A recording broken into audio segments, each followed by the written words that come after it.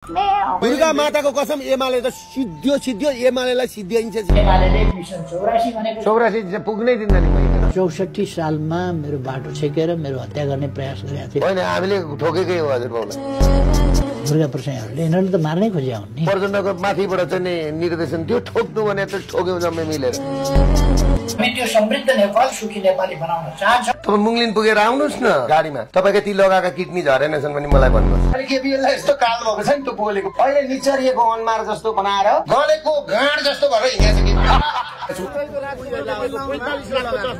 तेरा घर इसमें चले जाएंगे। गुण्डा डनहरूको डन यो काठमाडौँ भेलीमा छ त्यो दुर्गा परसाई हो।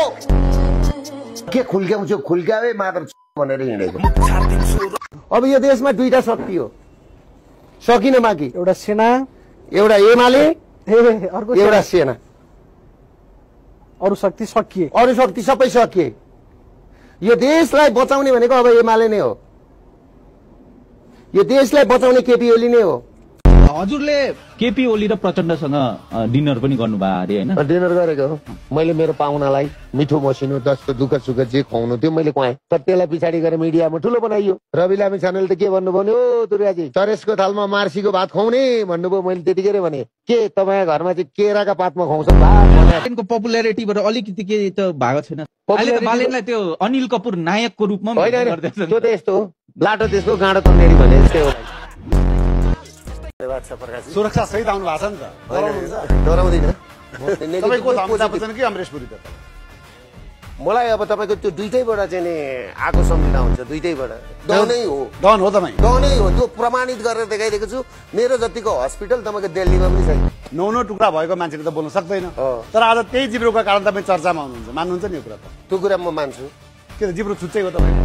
ब्याङ्कबाट पैसा लिएपछि ब्याज दिनु पर्दैन भने होइन मैले तिर्नु पर्दैन भने चाहिँ लभ लाइफ चाहिँ कस्तो थियो सर अहिलेसम्म चाहिँ? हजुरको विवाह भन्दा अगाडिको लभ लाइफ कस्तो थियो? हजुर मलाई केटीहरूले लभ गरेको थिएँ मैले लभ गरेको थिएँ। मैले ब्याङ्कसँग लोन लिँदाखेरि मैले 50 लाख लोन दिएको छु र 50 लाखको लोन लिँदाखेरि मैले 3 करोडको प्रपर्टी मैले स्वप गर्नु पर्यो होइन? तपाईँले 700 करोड लोन लिनु भएको छ। 700 करोड लोन लिनुलाई तपाईँलाई थाहा छ कति करोडको प्रपर्टी स्व गर्नु छ? चाहिँदैन। म गएर उभिँदाखेरि ब्याङ्किङ म माया कसम भाग्दिनँ भगवान कसम भाग्दिनँ। म यिनीहरूले मलाई चिनेकै रहन्छ।